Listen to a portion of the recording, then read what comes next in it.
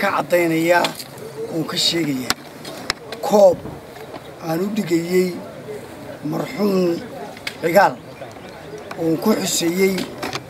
ayaa waxaan tagnay wasaaradda dhalinyarada iyo ciyaaraha kadib markii hore wasiirku waa uuna yeelay oo wuxuu yidhi waad qaban kartaa buu yidhi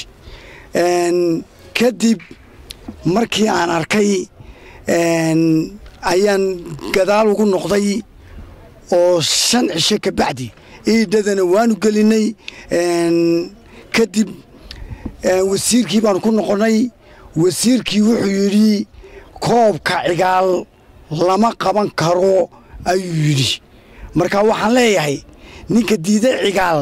waa nin Somaliland diidan ayaan leeyahay marka wasiirka oo markii hore yeelay cidda fiista ka saartay naqaska ka sii daysay ilaa hadda ma garanayo markii hore wuu ogolaaday runtii markii hore 4 ayaan u dhigayay markii dambe 10 ayaan ka dhigay oo 10ka xulka jamhuuriyadda Somaliland ayaan markaasi aan u qabanayay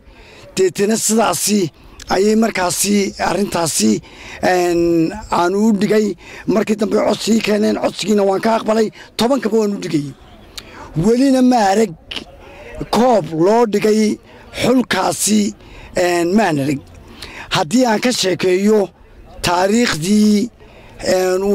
maxamed xaaji ibraan cigaal uu dalka ka qabtay waxa weeyaan tudii ugu horeysay waxa uu sameeyey oo uu bilaabay ciidanka booliiska waa 3 Noofambar 1993 ayuu cigaal u asaasay wuxuu kaloo uu sameeyey ciidanka qaranka oo uu mideeyay oo uu mid ka dhigay oo isagoo markaasi ay beela ay u fadhiyaan ayuu qaran ka dhigay mudane maxamed cigaal Allah u naxariistana la siiyo waxaan u asaasay 2 bishii 1994 ayuu asaasay cigaal ciidanka qaranka waxa kale uu sameeyay oo uu cigaal uu sameeyay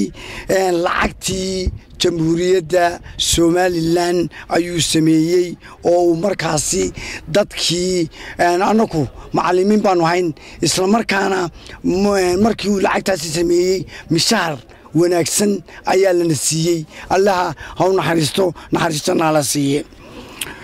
waxa uu sameeyay dastuurkii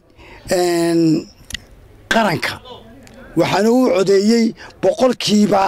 97 ayaa uu codeeyay dastuurka qaranka waana ka maanta ay ku dhaqmayaan jamhuuriyadda Somaliland oo wax qabadkiisii sidaas oo ayaha waxa kale oo uu sameeyay xusbiyada qaranka isagoo sharci u sameeyay waxaana ugu hor asaasay xusbigii udub ayuu ugu hor asaasay kadibna xusbiyadii kale ayaa markaasi iyaguna halkaasi yimid markaa ninka diidan cigaal waa nin Somaliland diidan waxaan ugu talagalay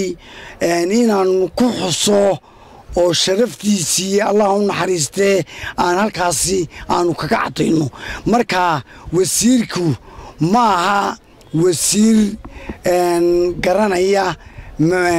cigaal nin garanaya ma aha sababtoo ah muu diideen xuska qaranka aanu sameynay ee jamhuuriyadda Somaliland muu diideen waxaan leeyahay markaasi ninka madaxweynaha jamhuuriyadda Somaliland waxaan u farayaa fariin qaaliya ayaan u farayaa waxa weeyi wasaaradda dhalinyarada iyo ciyaaruhu way culus tahay waa baaxad weyn tahay waxaan leeyahay nin hanan kara oo hayn karaa oo xajin karaa oo qaadan karaa adeer madaxweyne u soo magacow. Assalaamu calaykum.